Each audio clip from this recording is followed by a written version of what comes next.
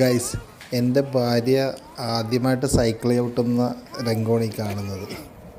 പോട്ടെ പോട്ടെ, ഒരു റൗണ്ട് കറങ്ങിയോ?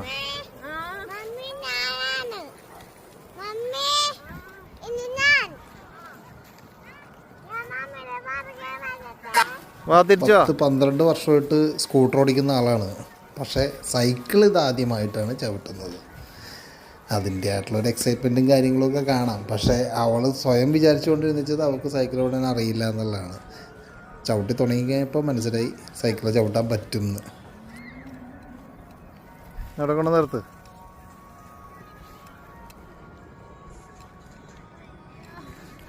എങ്ങനെയുണ്ട് ഫസ്റ്റ് എക്സ്പീരിയൻസ്?